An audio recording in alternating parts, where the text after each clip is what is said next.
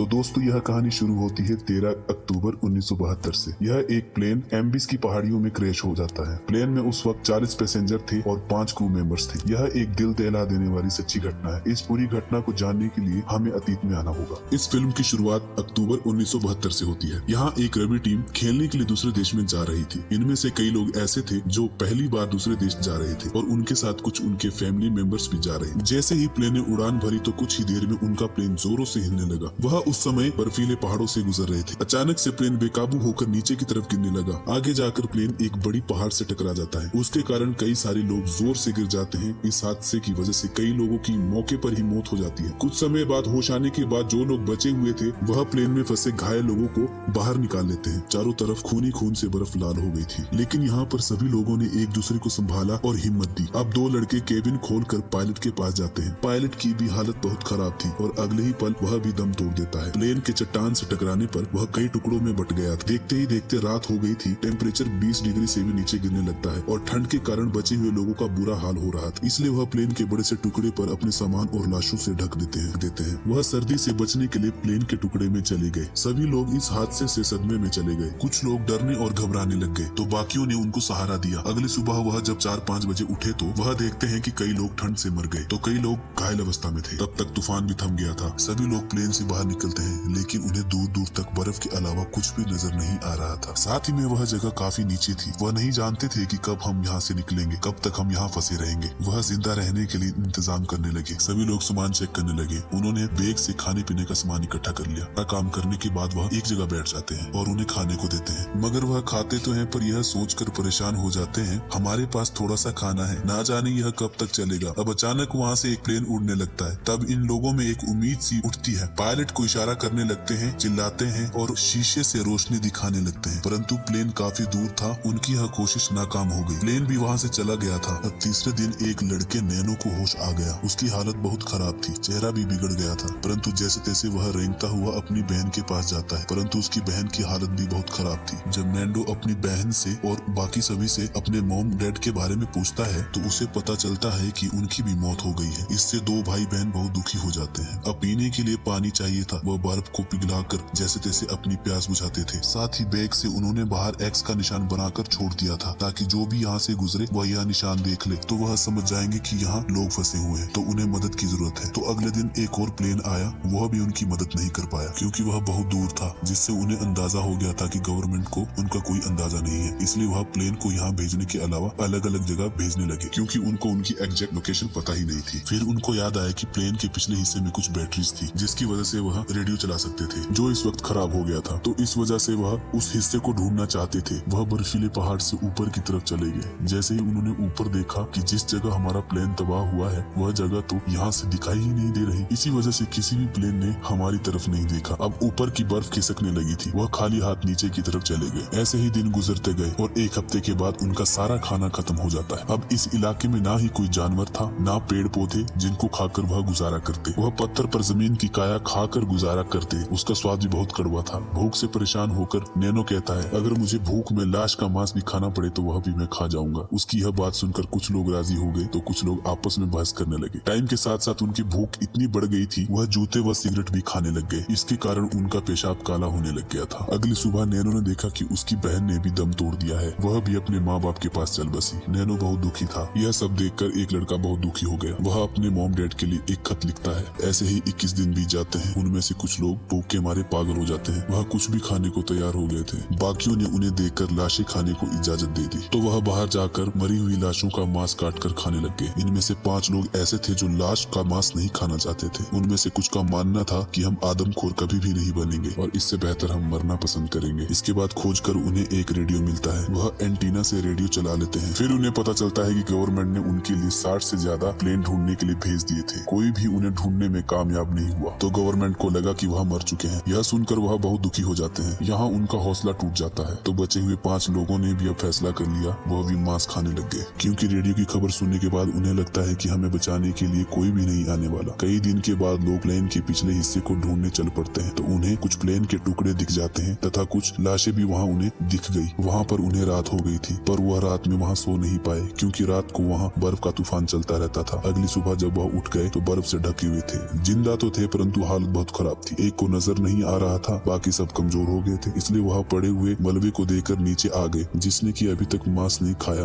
अब वह भी मांस खाने लग गए थे। अब वह लोग प्लेन के अंदर बैठकर एक दूसरे से बातें करने लगते हैं ताकि उनका ध्यान भटक सके। लेकिन उनकी बातों के दौरान बर्फ का एक भयानक तूफान प्लेन के ऊपर आ गया और उन्हें नीचे दबा दी। अब वह प्लेन से ऊपर निकलने लगते हैं और अंदर फंसे लोगों को बाहर निकालने लगते हैं और सारे लोग ऊपर आ गए। लेकिन एक औरत जो नीचे दबी हुई थी उसकी मौत हो गई और देखते ही देखते एक और तूफान आ जाता है। इस बार भी कई लोग तूफान में मारे जाते हैं। एक लड़का जिसका नाम नुमा था, उसे गुस्सा आ जाता है। कंट्रोल से बाहर होकर वह प्लेन की खिड़कियां तोड़ने लगता है, जिससे फायदा तो कुछ नहीं होता, लेकिन कांच का एक टुकड़ा उसके पैर में और टांग में घुस जाता है। लेकिन फिर भी वह रुका नहीं और उसने हिम्मत नहीं हारी। ऐसे ही वह बर्फ को तोड़ता रहा। फिर 20वें दिन उन्होंने वहाँ पर एक वैसे ही छेद बना लिया जिसके जरिए बचे हुए लोग बाहर आ जाते हैं। बाहर आ जाने के बाद वह एक दूसरे के गले मिलते हैं इस खुशी में कि चलो हम बच गए। नुमा देखता है कि जहाँ मेरे पैर में कट लगा था वहाँ मुझे दर्द नहीं हो रहा, क्योंकि सर्दी से उसका पैर पूरी तरह से सुन हो गया था। धीरे धीरे मौसम बदला और ये लोग प्लेन के ऊपर से बर्फ हटाने लगते हैं और कामयाब रहे। अब फिर से ये कुछ लोगों को मदद के लिए भेजने का फैसला करते हैं। लेकिन वो लोग जो पहले पहाड़ पर गए थे उनमें से कुछ लोगों की हालत अभी भी काफी खराब थी। एक के फेफड़ों में पानी भर गया था, उसे सांस लेने में दिक्कत हो रही, तो सबने मिलकर उसे CPR दिया, मतलब सांस देने की कोशिश की, पर कोई फायदा नहीं हुआ, जिससे कुछ समय में उसकी भी मौत हो जाती है। जो खत उसने अपने घर वालों के लिए लिखे थे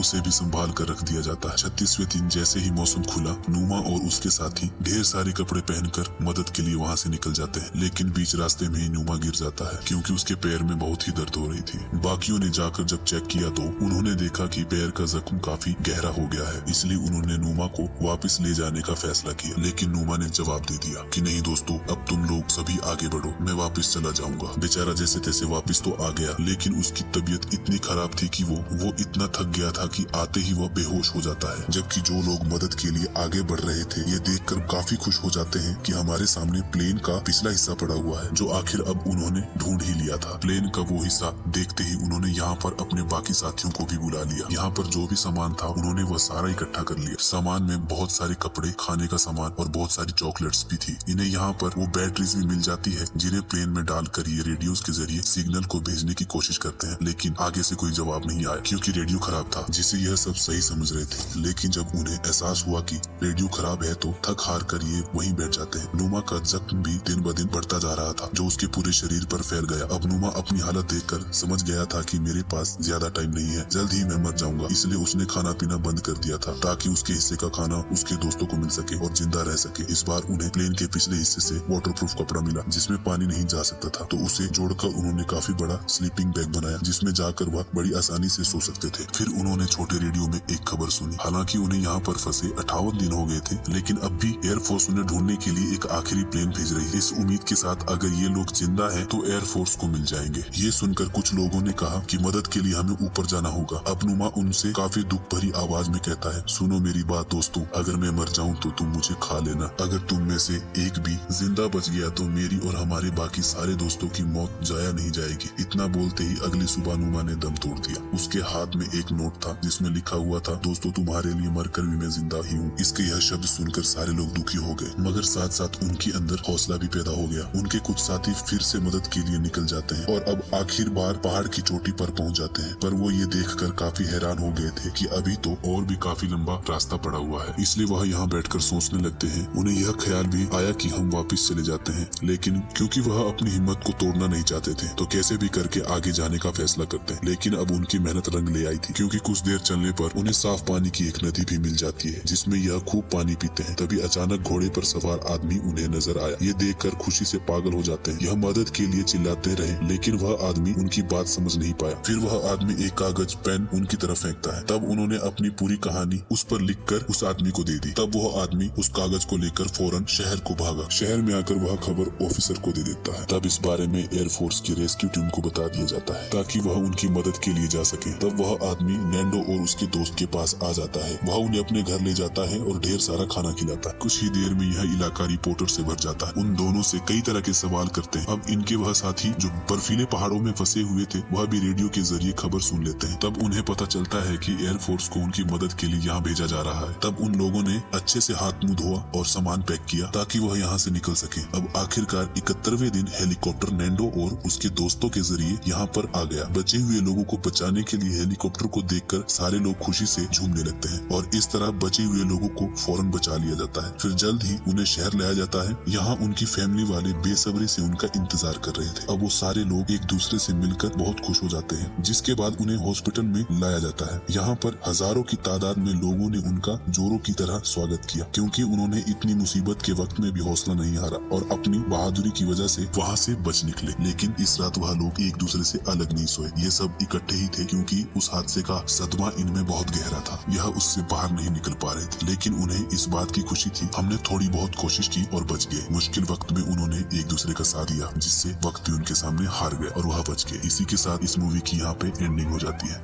हमारी ऐसी ही वीडियोस देखने के लिए हमें फॉलो करना ना भूले। धन्यवाद।